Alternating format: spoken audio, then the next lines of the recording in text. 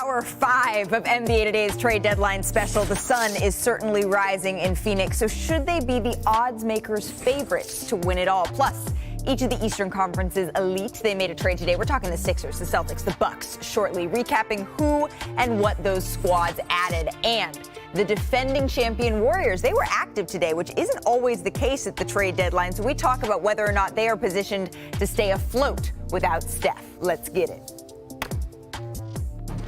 We're still here. Yeah. We've made it to hour 5, the fifth and final hour of our trade deadline show. The deals are dealing, the deals are done. Kevin Durant is headed to Phoenix, so let's keep it simple. Shanae, are they the favorites now to win the title? Wow, you're coming to me first to make a decision. I know. I will say that they are not. Okay. Because they bet everybody and their mama on this, and they haven't played a game yet. Now, once they start playing and rolling, if you ask me in a month, I could say they are, because they have some questions around their supporting cast. I think Josh Okogie and Craig, they're going to have to be huge for 3-and-D on the perimeter. Because if you're looking at this court for the Phoenix Suns, at point, Chris Paul. On one wing, Kevin Durant, another wing, Devin Booker, inside DeAndre Ayton. That's amazing. But championship teams need a rotation. Championship teams need guys that can really buy your starters some minutes so that they finish the year strong and fresh. So once I see that rotation and it works, maybe in a month I'll say they're favorites. Right now I like the Nuggets in the West because they've been consistent, and then I like obviously the Celtics and the Bucks in the East, but probably the Celtics over the Buckets. Where do you fall on this, Vince? Bucks. The Bucks. We might as well call them the Buckets. The Buckets. These guys are Milwaukee Buckets. I do like that. Phoenix. I do think Denver is established. Yeah. On paper right now, Phoenix is the hot ticket, something we enjoy, we like, but right now you say Denver. You say Denver until further notice. I do like what Phoenix has. I do agree with you with Josh Okogie and Torrey Craig are huge for them in the playoffs. They're going to have to make shots. But I also like T.J. Warren. Oh, yes. T.J. Warren is another pickup for him.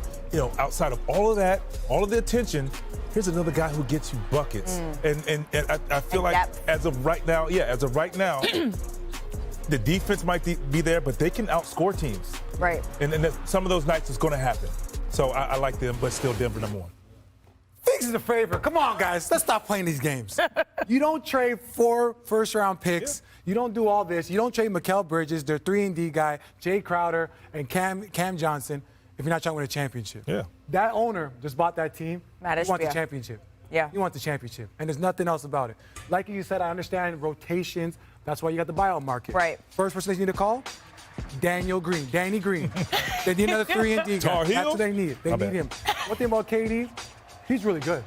Well, really? I didn't know that. He's really freaking good. And guess what? What he can do with CP and D-Book, they're the favorites. But you know for sure, you're a defensive guy. You know defense is extremely important, particularly in the playoffs where they're trying to go. Playing in the finals. So on the other side, you already talk about a Giannis or a Bucks, or you're talking about, the Celtics. Yeah. With those two J's on the side, you're going to need defenders because they're going to get your guys in foul trouble. Who do you throw at them next is what I'm thinking. Top 10 in defense. That's what they need to be, right? Yeah. Yes. They don't need to be number 1 in Correct. defense. They need to be top 10 in defense ish. Because we've seen teams that have these juggernaut offenses. I'm thinking the Golden State Warriors that weren't necessarily the best defensive teams, but they were better defensively than I think people give them credit to. Yeah, absolutely agree. I think I'm looking at the landscape of the West, and defensively, you don't see a team that's out there that really scares you, right? So if you can get it in formation, sure, you will have a chance. Your offense is on lock, defense, get it together. I don't see any defensive team that's going to scare me in the West. It's the East that we have to talk about. The Milwaukee Bucks have won their championship by being number 1 or number 2 in defense. The Celtics, I think they're top 5 in both offense and defense. And then also, I love Philly. You know, they're flying under the radar. I know they just took an L, but if they're going to play and compete at a high level, that's going to go through Joel Embiid. So to win a championship, like you mentioned, the owner didn't buy it. Like, he's trying to be a rookie winner. They're going to have to, the Phoenix Suns are absolutely going to have to defend. And I think it hinges on DeAndre Ayton. Yep. How bad does he want it? Yep. And I think, Tristan, you said this maybe in the breakdown, that he should be a 20-and-10 guy. Yeah. If he's a 20-and-10 guy, KD had an underrated start to the year defensively. Chris Paul, historically, when he's full and healthy, he's a pest. They are capable They are absolutely capable. And as a whole, Kevin Durant is a little bit underrated defensively. Yeah. Like, he has no problem saying, no, I'll go pick up your best player. He's averaging a block a game. When he was at Golden State, he was averaging a block and a half a game. Yep. And a lot of people question Kevin Durant's defense, and he was averaging a block and a half. So that's huge. And he could do that. And D-Book can do that. Listen, they know what it takes. They've been there before. Yep. See, the Suns were up 2-0 against Milwaukee, and losing that definitely lit a fire under their tail. Sure. So I know they're going to be locked in. Back here with ESPN's net reporter Nick Friedel, who joins us from Atlanta, and our senior writer Ramona Shelburne. So I do want to dive a little bit into the Brooklyn side of this massive Kevin Durant trade.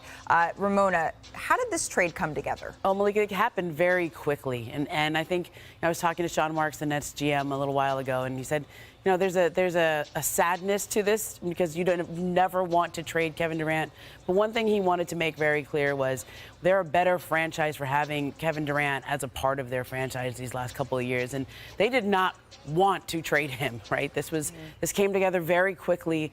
And they left the building at some point last night thinking that this was going to wait till the morning, or some of this other things may have on the parallel track of trying to surround him with better players could be their move. But the Suns got so aggressive, they simply had to move and make this deal. And Kevin was kept abreast of this the entire time. And when you talk about this being a partnership, I think the level of involvement Kevin Durant had in these trade discussions is pretty impressive, considering how big of a deal this really was for both franchises. But it's shocking me how quickly it came together in the number of hours from when they re-engaged last night to when they actually made that decision. Absolutely, because it kind of feels like other teams didn't even have a chance to jump in.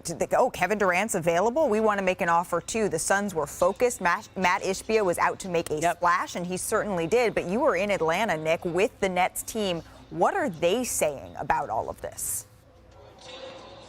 Well, Malika, the Nets on the whole are kind of shell-shocked, and Ramona made reference to it. I think people within the organization can't believe that this day has finally arrived. The complete 180 to that is seeing the Suns walk in on the bus here in Atlanta a few minutes ago, and they've got huge smiles on their faces. Like, they can't believe that this has actually happened, and that all the chatter from the summer has finally become a reality now. It's so interesting to me because the Suns were in Brooklyn a couple days ago. DeAndre Ayton sat there and said, we're going to get rolling. We've got Devin Booker back. We're getting healthy, and we still feel like we can play at a championship level. That was before Kevin appeared on the scene. When you have Kevin Durant, Malika, you have the NBA's biggest trump card. This is a guy who knows how to put up 35 points without breaking a sweat. This is a guy who strikes fear in the heart of all the people that he comes up against.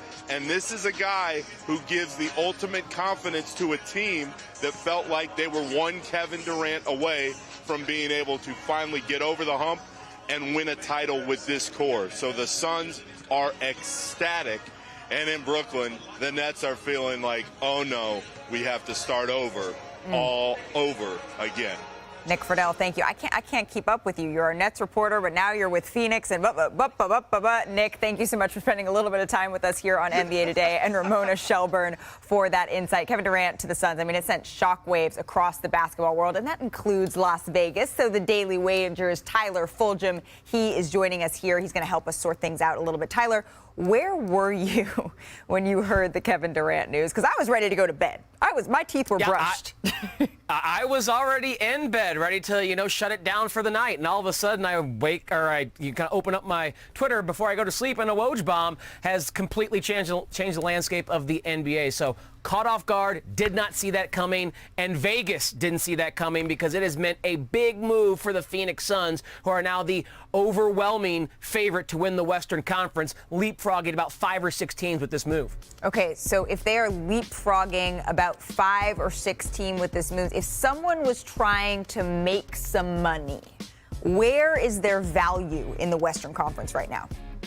Okay, this may sound crazy, but I think there's now 6 or 7 teams that are pretty even with star power that could win the West. And I get if you want to bet Phoenix, that's fine, but you're not going to get a good price on Phoenix. The Lakers are 35-1, and they completely remade that roster around LeBron James and Anthony Davis to look very similar to the team that won it a few years ago. They've added shooters that they had in KCP and Danny Green, Malik Beasley and D'Angelo Russell. They have 2 versatile bigs to play behind Anthony Davis like they had in JaVale McGee and Dwight Howard, now with Jared Vanderbilt and Mo Bamba. So if I think there are 6, 7 teams that could win the West now, why not take the team that gives you by far the best return on investment, the LA Lakers? I'll come back in April and figure out which team is actually the best since all of them have been remade. But as we sit here on February 9th, 2023, the Lakers are the best price for a team that has somewhat a proof of concept that they have stars that can lift the trophy. Okay, Tyler, she said for someone looking to make money, and for all people out there, do not bet on the Lakers if you're looking to make some money. But